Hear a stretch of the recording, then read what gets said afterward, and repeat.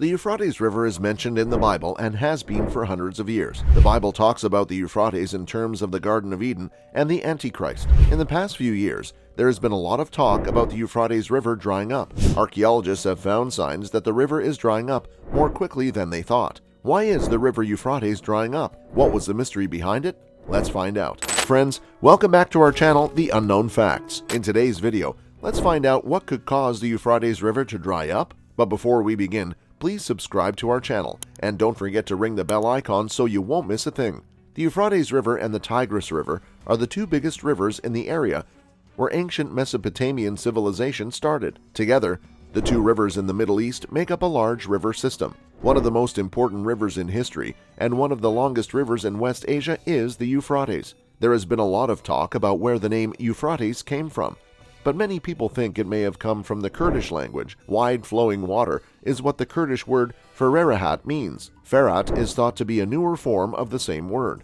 A different group of scholars think that the word comes from the Old Persian word Ufratu, which means good to cross over. The names for the Euphrates in Sumerian and Akkadian make it hard to figure out where the Indo-European language came from. The Euphrates River is 2,800 kilometers long and is the longest river in the southwestern part of Asia. The river starts in the Armenian highlands in eastern Turkey, where the rivers Murat and Karasu meet. It flows from the Taurus Mountains in the Syrian plateau and then through western and central Iraq. Here, it flows into the Tigris River and becomes the Shat al-Arab, which flows into the Persian Gulf. The Sajur, the Balik, and the Kabur are three rivers that flow into the Euphrates from the foothills of the Taurus Mountains in Syria. These rivers are near the border between Syria and Turkey. Even though they don't add much water to the Euphrates, these are the only natural rivers that feed into it. Once the river gets into Iraq, there are only a few canals that connect the Euphrates Basin to the Tigris Basin. About 4,000 years ago, the Euphrates was the source of water that made it possible for the first civilization to grow in Sumer. Several ancient cities like Eridu, Mari, Nippur, Sippar, Shuruppak, Uruk, and Ur were on or near rivers. It is also one of the two rivers that give Mesopotamia its name as the land between the rivers. In the past, a lot of water was used to irrigate the river valley, which later became the center of the Babylonian and Assyrian empires. For hundreds of years, the Euphrates River was the eastern boundary of the control of the Egyptian, Roman, and western parts of the Persian empires. People say that the Battle of Karbala took place near the banks of this river in the year 680 AD. In the Treaty of Lausanne, the Southwest Asian borders were changed after the First World War. This caused the Ottoman Empire to be split up. According to this treaty, the three riparian states of the Euphrates River, which are Turkey, France, Mandate of Syria, and the UK, Mandate of Iraq, were supposed to agree on how to use the river's water and build any hydraulic installations. In 1946, Turkey and Iraq made a deal that let Iraq build dams on Turkish land and control the flow of the Euphrates River. The agreement also said that Turkey had to tell Iraq about any changes it made to the Tigris-Euphrates River system's water flow. To the north of the Persian Gulf is the huge floodplain of the Karun, Tigris, and Euphrates rivers. It has marshes, permanent lakes, and forests. In this subtropical area, the weather is hot and dry. The land near the rivers Tigris and Euphrates is very fertile. The amount of rain that falls each year has been going down steadily, which affects what kinds of plants can grow there. The river flows through different kinds of plants that grow in this area.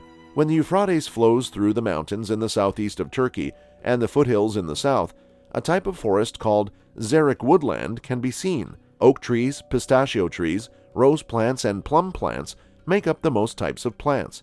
There are many different kinds of wild cereals, such as oats, rye, emmer wheat, and einkorn wheat.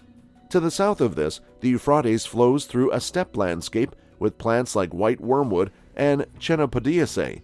Research shows that the Euphrates Valley probably had a riverine forest. The Oriental Plain, the Euphrates poplar, the tamarisk, the ash, and several other wetland plants were important parts of this forest. The steppes on the edge of the Euphrates Valley are thought to have been home to animals like the gazelle, the onager, and the Arabian ostrich, which has since died out. Wild boars are thought to have lived in the valley itself. Aside from the lion, there are also the golden jackal, gray wolf, red fox, leopard, and the Syrian brown bear can also be found in the mountains of southeast Turkey. Due to bad weather and a lot of pollution, there is hardly enough water to float a canoe.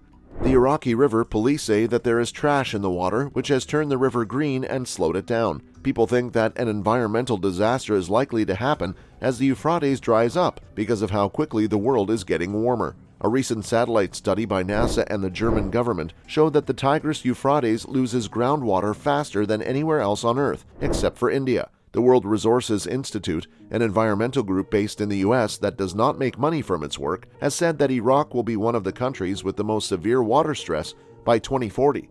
People in Iraq are already feeling the effects of the Euphrates drying up. Aid groups say that the water crisis in Iraq is already putting the lives of at least 10 million people in danger and making it harder for them to get food and energy. The amount of wheat grown in northern Iraq could drop by as much as 70%. To make things better, the irrigation system would have to be completely redone, which could cost between $60 and $80 billion.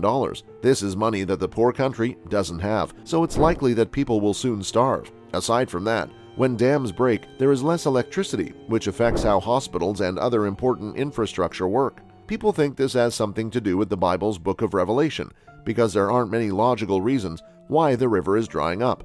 Fewer people are surprised by the change, though, because they think it was pretty much inevitable because it's in the Bible. People are most scared by the fact that the Bible's prediction of the end of the world is coming true right in front of their eyes. In chapter 16 of the book of Revelation, the Euphrates River is talked about. The sixth angel poured out his bowl on the great river Euphrates, and its water dried up, the chapter says. Most of the world's water has been polluted or destroyed because of past bowl decisions. This decision is not meant to make this water less useful or stop people from using it. Instead, it seems to be about breaking down a defensive wall so that kings from the east can pass through. 5 times in the Bible, the Euphrates is called the Great River. It showed where Israel's heritage ended on the eastern side. The river kept Israel safe because it was hard to cross, and a desert to the west kept them from getting to the promised land of Canaan. It goes about 2,000 miles to Palestine and then turns southeast to go to the Persian Gulf.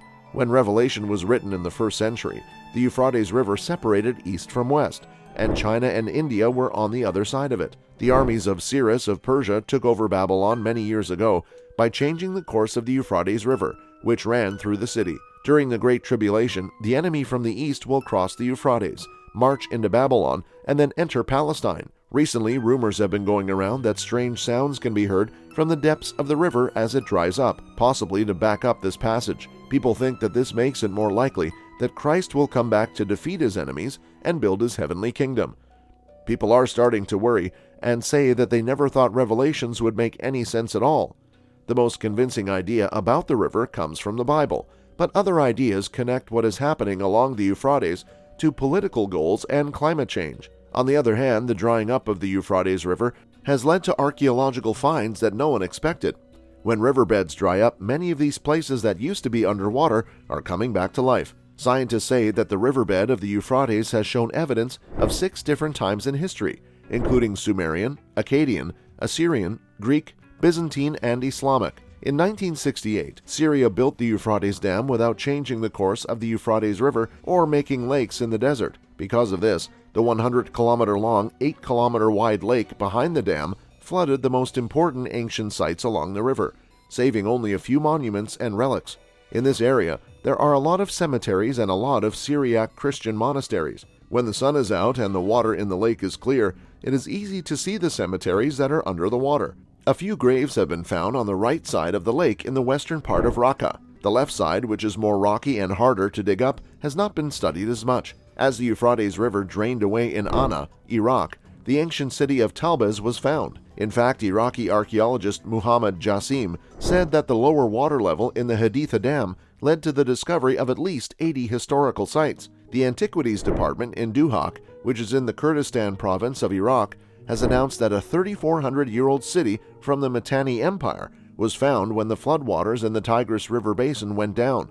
In Babylonian writing, the city of Zakiko was mentioned. It has a palace and many other buildings, as well as a huge wall and cuneiform texts that had been found. Some of the sun-dried mud walls that had been underwater for more than 40 years were still in great shape, which surprised the researchers. Most likely this is because of the earthquake that destroyed the city and turned the higher parts of the wall into rubble, which buried the city and kept it safe for thousands of years. 5 pieces of pottery that held more than 100 cuneiform tablets, some of which were still in their clay wrappings, were also in a very good state of preservation. Peter Falsner, an archaeology professor at the University of Tübingen, thinks it's a miracle that unfired clay tablets made it through being submerged in water for so long. The team thinks that the tablets, some of which might be letters, will tell them more about the city and the people who lived there long ago.